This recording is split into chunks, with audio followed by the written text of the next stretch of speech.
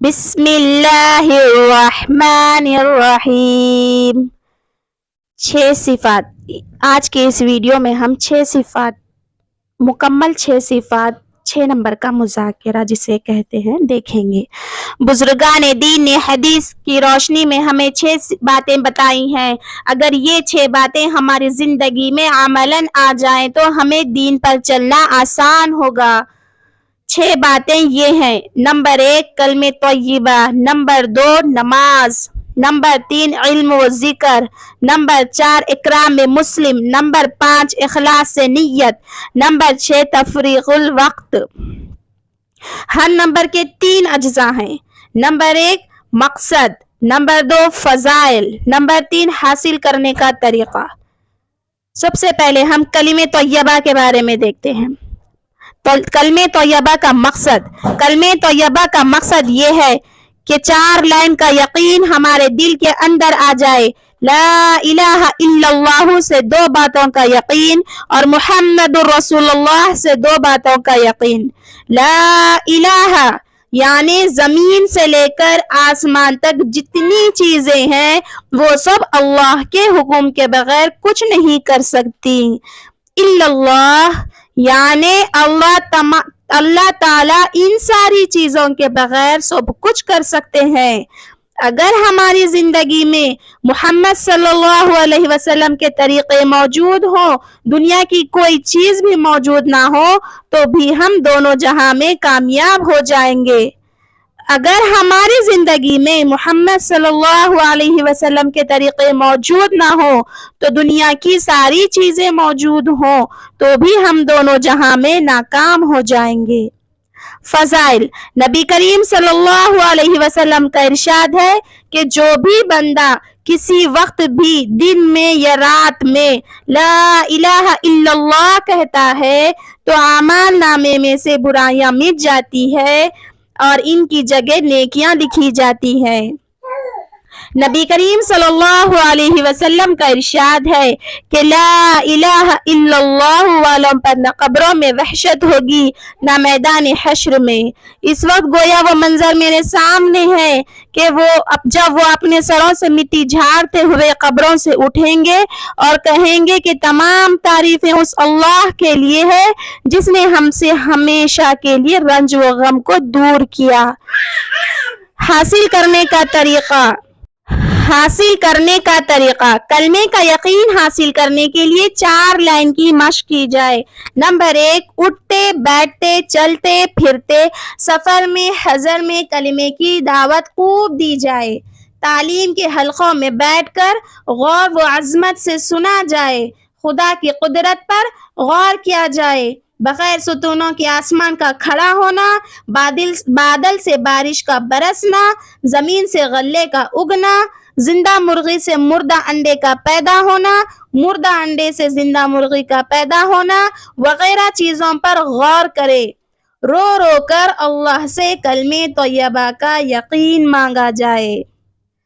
نماز کا مقصد یہ ہے کہ صفت صلاۃ زندگی میں آ جائے، یعنی جس طرح نماز کے اندر ہمارے جسم کے اعضاء اللہ کے حکم پر چلتے ہیں اسی طرح نماز کے باہر بھی چلنے والے بن جائے۔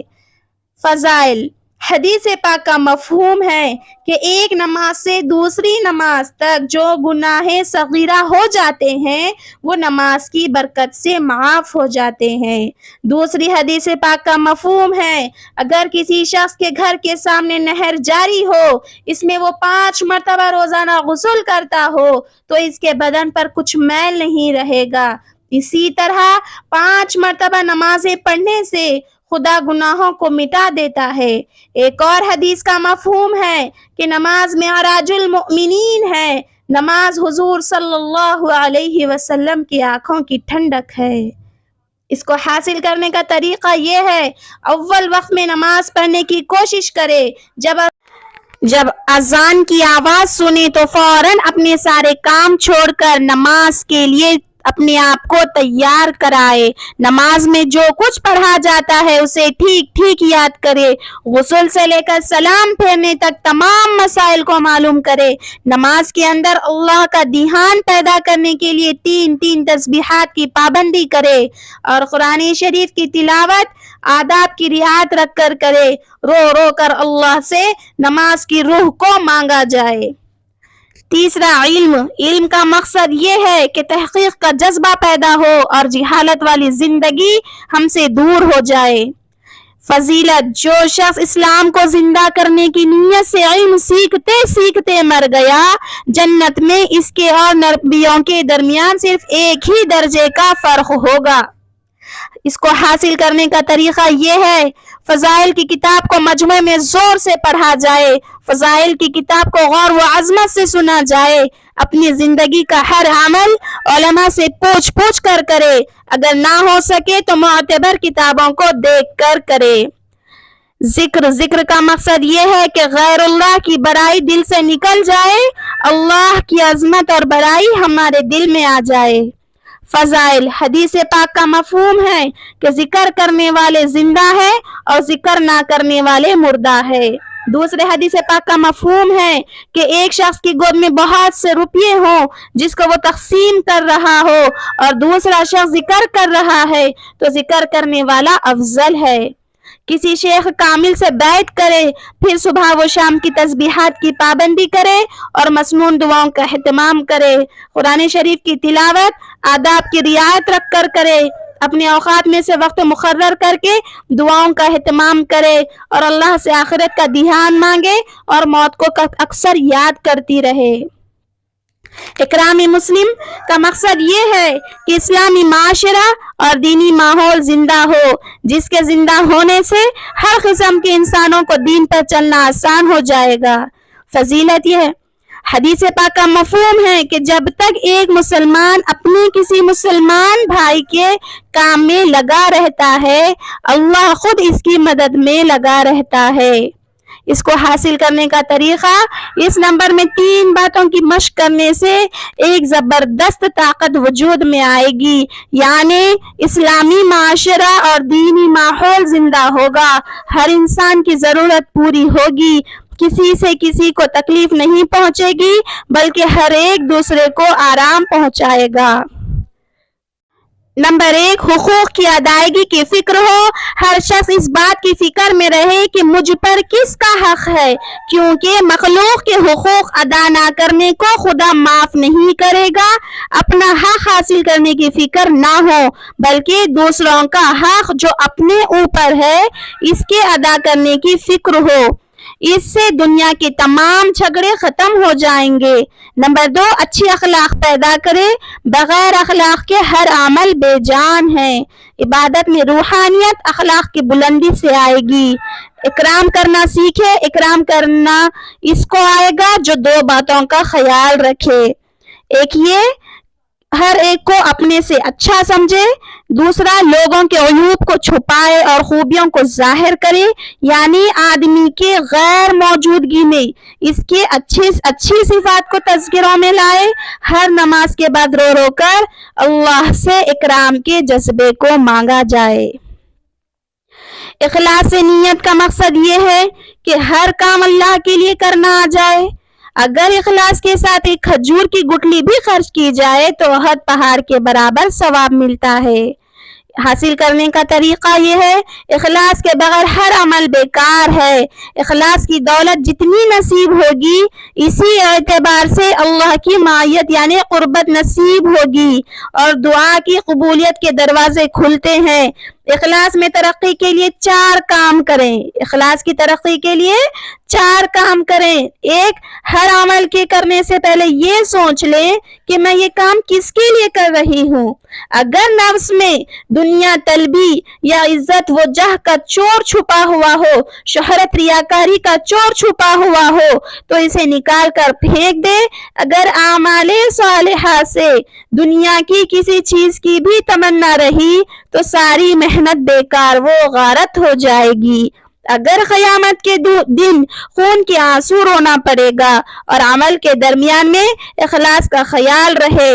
दूसरा, हर अमल को इंतहाई इखलास के साथ और नबी सल्लल्लाहु अलैहि वसल्लम के सुन्नत के मुताबिक करने के बाद इसके इख्तिताम पर यानी इसके आखिर में खूब इस्तिग़फ़ार करें, क्योंकि यह अमल खुदा की शान यानी हुक्म के मुताबिक ना हो सका। यही वजह है कि हज़रत अबू बकर सिद्दीक़ रज़ी अल्लाह तआला अन्हु और हज़रत अली रज़ी अल्लाह तआला अन्हु भी नबी करीम सल्लल्लाहु अलैहि वसल्लम जैसी नमाज पढ़ते थे, लेकिन फिर भी नमाज के आखिर में अल्लाहुम्मा इन्नी ज़लमतु नफ्सी ज़ुल्मा कसीरा पढ़ते थे। नंबर 3, अमल में पूरा इखलास आ जाने के बाद दुनिया की हर चीज आदमी के तरफ रुजू करती है। मालियात के नक्शे भी कदमों पर गिरते हैं, हत्ता कि हर नुकसान देने वाली चीज भी नफा पहुंचाने के लिए हाथ जोड़कर खड़ी हो जाती है। ये वक्त बहुत आजमाइश का होता है। इस वक्त हमें यह खास काम करना होगा कि अपनी नीयत बदलना न पाए। सहाबा कराम रज़ी अल्लाह अन्हुम के पास अगर कोई चीज होती तो इसे मखलूक पर खर्च कर डालते थे। सहाबा कराम ने फतुहात के दौर में सिद्दीकी माशरे को बरकरार रखने के लिए बाकायदा उसूल बनाए थे। जब से ये मुबारक माशरा झूठा है तब से इंसानियत मसाइब और परेशानी का शिकार हुई है। चौथा, हर काम को करते हुए ये सोच समझ कर करेंगे कि मेरा हर काम अल्लाह के लिए हो। हर नमाज के बाद रो रो कर इखलास बाकी रहने के लिए दुआ करे। नंबर 6, तफरीक़ुल वक्त। मकसद ये है कि तफरीक़ वक्त यानी वक्त को खाली करने का मकसद ये है कि हमारी जिंदगी में दीन जिंदा होने और हुजूर अक़दस सल्लल्लाहु अलैहि वसल्लम की लाई हुई शरीयत दुनिया में आम करने के लिए दुनिया की मशगलों और फना हो जाने वाली जिंदगी के धंधों को पीछे करके अपना हिस्सा महज रज़ाए इलाही के लिए खर्च करे। फजीलत, नबी करीम सल्लल्लाहु अलैहि वसल्लम का पाक इरशाद है कि अल्लाह की राह में एक सुबह या एक शाम का खर्च करना सारी दुनिया और जो कुछ दुनिया में है इससे ज्यादा बेहतर है। अंबिया कराम, सहाबा रज़ी अल्लाह अन्हुम और असलाफ की जिंदगियों से हमें पता चलता है कि दीनी और रूहानी माहौल में जिंदगी गुजारने से मज़कूरा औसाफ दिल में पैदा होते हैं। घरेलू जिंदगी में जो रूहानी माहौल अंबिया कराम ने असफार के जरिए बनाया था वो घर में हासिल नहीं हो सकते। हर नबी, हर सहाबी ने अपने घरेलू माहौल को छोड़कर खुदा की राह का सफर इख्तियार करके माहौल को जिंदा किया था। इस रूहानी माहौल से अंदरूनी और बैरूनी माहौल को ठीक किया था और सख्त से सख्त तरीन खुलू वालों को मुतासिर किया था। आज उम्मत इस माहौल से महरूम हो गई। इस बिना पर दीन का ढांचा और इसकी सूरत हमारे पास बाकी रह गई और हम हकीकत से महरूम हो गए हैं। इसलिए अक़वाम व आलम हमसे मुतासिर होने के बजाय भाग रही हैं। हमें फिर इस उम्मत को संभालने के लिए खुदाए पाक ने गैबी इंतज़ाम फरमाया है और हमारे बुजुर्गों के जरिए कुर्बानी का मुतालबा किया। ये बात पैदा होने के लिए सहाबा कराम के औसाफ को खूब पढ़े। इसकी अलामत ये होगी कि दीन मिटने पर गम और बेचैनी पैदा होगी और दीन के रास्ते में निकलने की फिक्र होगी। इंशाअल्लाह उम्मीद करती हूँ आपको मेरे ये वीडियो बहुत ज़्यादा मुफीद रहा होगा। 6 सिफात और मुज़ाकिरा जिसे कहते हैं, कमेंट कर ज़रूर बताएं। चैनल पर नए हैं तो सब्सक्राइब करें। जज़ाकल्लाहु खैर। अल्लाह हाफिज़।